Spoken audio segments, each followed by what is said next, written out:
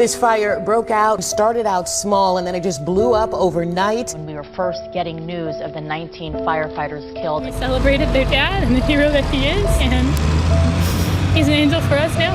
The Hotshots are like the equivalent of the Marines at war. They're the first in, the toughest job to take care of.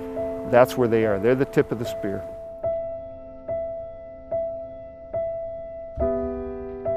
We're the first crew there, and at that time in the morning, the fire was burning really hot.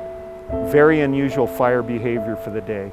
They immediately deployed, and using chainsaws and tools, they were beginning to construct a direct fire line at the time.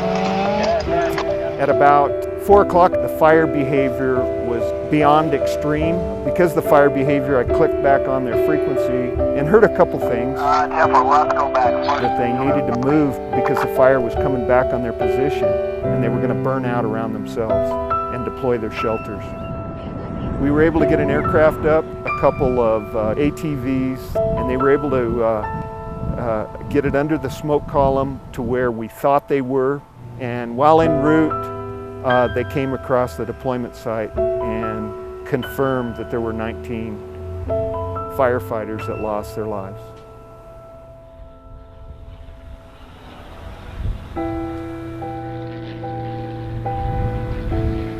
On guard! Dismiss!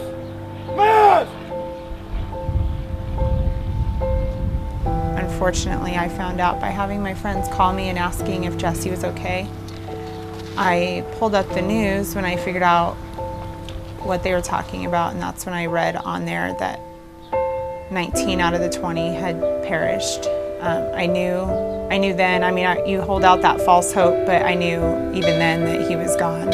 He was not the type, he wasn't gonna stand back, he wasn't gonna leave his crew. He would do whatever he could to ensure that everybody was safe and that he was in the thick of things. You know, he just wasn't the type to run.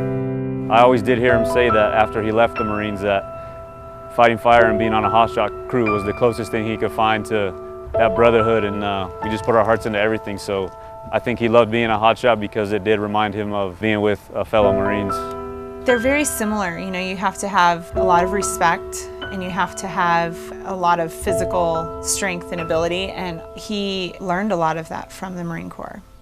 Just everything about him was hard not to admire. His smile, his positive attitude, his mentality to work hard no matter what, the love he had for his family, the love he had for his crew.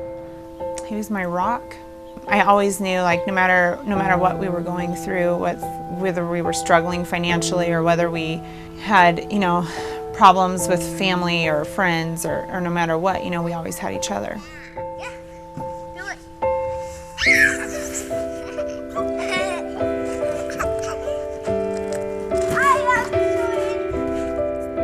Jesse was the type, as I'm sure probably a lot of Marines or firemen are, if he had to go out, I can't think of a better way for it to have happened.